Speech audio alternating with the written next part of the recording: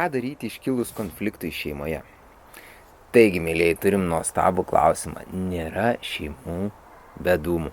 Kiekvienai porai ar šeimai anksčiau ir vėliau ateina konfliktų metas, kai reikia šlifuotis ir taikytis viens prie kito. Taigi, šeiminių santykių specialistai iš Amerikos duoda mums 4 patarimus, kaip tvarkytis šeimoje ar poroje, kai kyla konfliktai. Taigi, pažiūrėkim.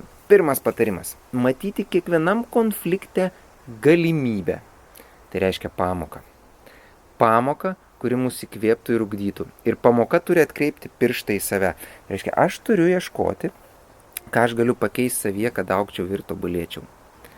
Toliau antras dalykas. Ieškoti bendrumų, neskirtumų. Mes dažniausiai ieškom skirtumų. Bet reiktų ieškoti bendrumų, kas mus bendro, kas jungia mus šitoj poroje ir tai akcentuoti. Tai labai svarbu konfliktų ypač metu ar konfliktiniais periodais. Trečia, netapatinti žmonių su jų elgesiu. Elgesys ir žmogus yra 2 atskiri dalykai, nes elgesys gali keistis, o mes tai suplakam su asmenybė.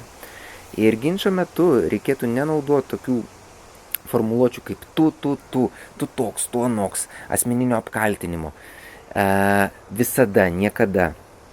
Geriausia sakinį formuluot, kai aš matau ir tai, kas jums nepatinka, puodelį, raktus ar kažką ne vietoje.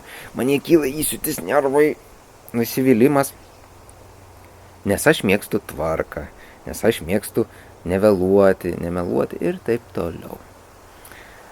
Vengti asmeninio apkaltinimo ir asmenybės įžeidimo. Ir 4, pats svarbiausias punktas, visada atsiprašyti ir atleisti. Atsiprašo pirmas tas, kuriam santykiai yra svarbiausi.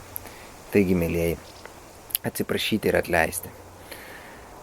Linkiu jums taikyti šitos 4 punktus konfliktuojant ir šeimininiai ar poros konfliktai taps lengvesni ir saldesni, jie taps pamokomis.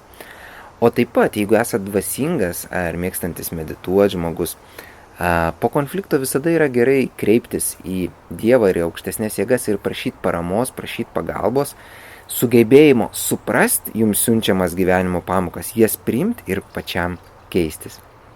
Linkiu sėkmės ir gero jums vakaro.